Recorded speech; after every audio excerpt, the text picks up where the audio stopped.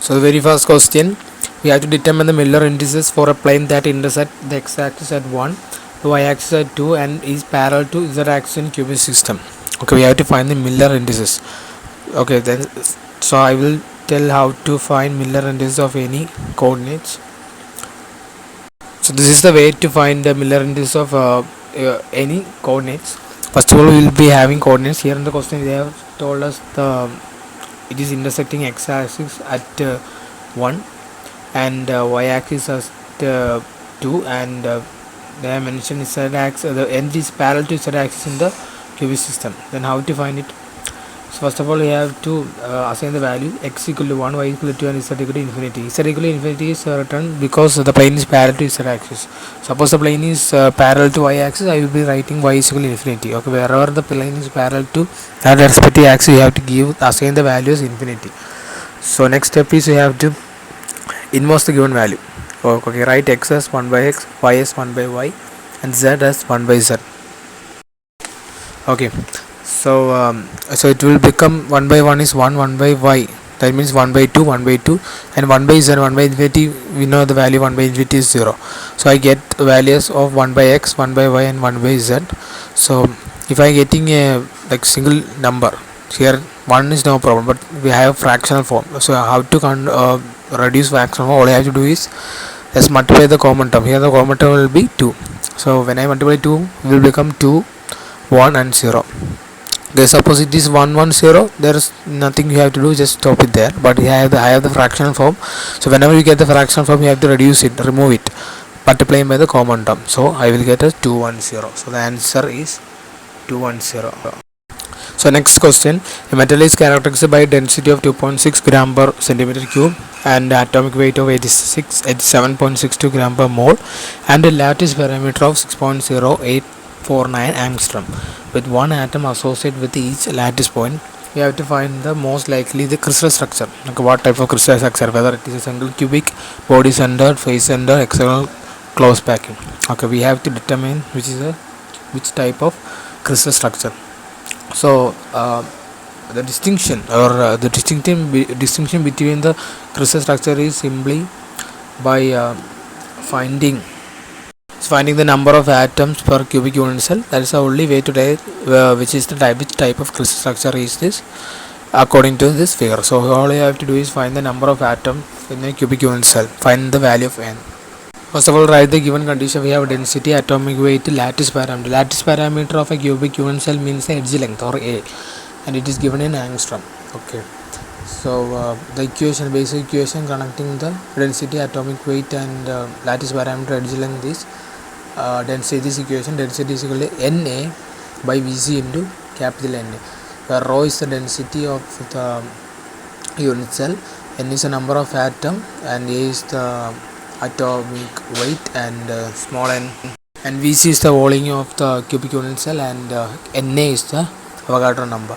So we have to find small n because we have to find the number of atom per unit cell. So rewriting the equation, I get the equation, substituting each value, get the value of lattice parameter given in angstrom. 1 angstrom is 10 raised to minus 10 meter. So I have to convert it into centimeter because I have given the other parameter centimeter. So it will become 10 raised to minus 8, right?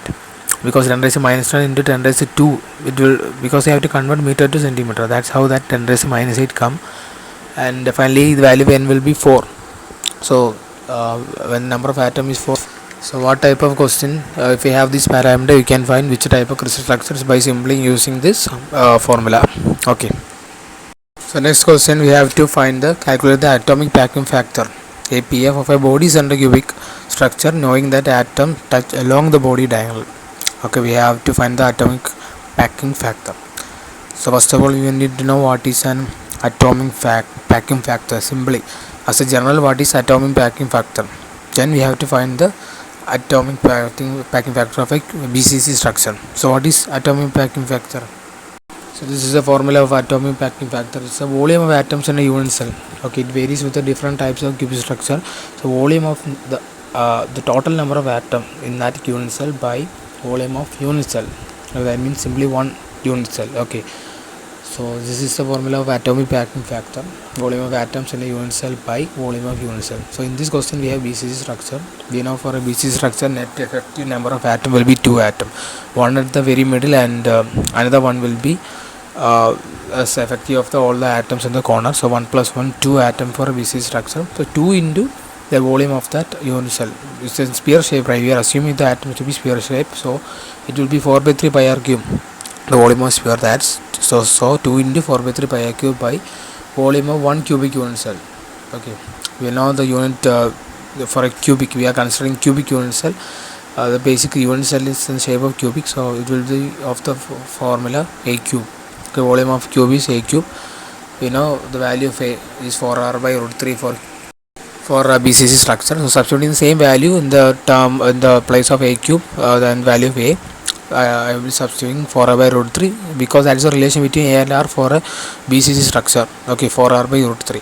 So finally I get APF as 0.68. So atomic factor means that 68% of the unit cell is covered by this atom with 68% coverage. So the answer is 0.68. Next, identify the false statement about twinning. Okay, twinning. So I have to find which is among these is a false statement about twinning process. Okay, we know slipping and twinning in an cubic structures. Okay, so we have to find the false statement about twinning. First one is twinning is involved a permanent transference. Twin boundary can move during further deformation. Twinning does not change the orientation of the crystal lattice. Twinning can accommodate plastic deformation along with slip. So we know simply what is twinning.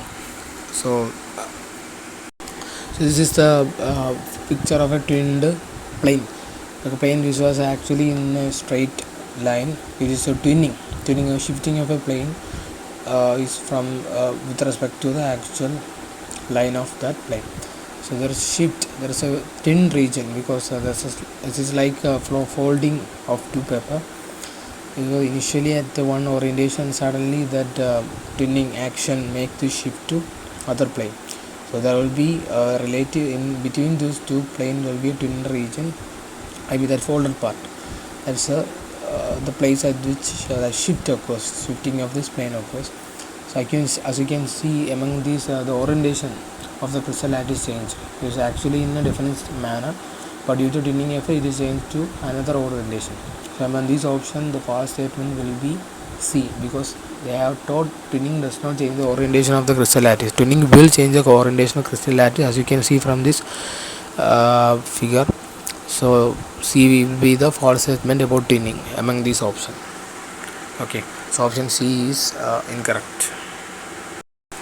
So what is a primary mechanism by which ductile metal undergo deformation under most condition? So among these options we have given creep, twinning, slip and elastic deformation.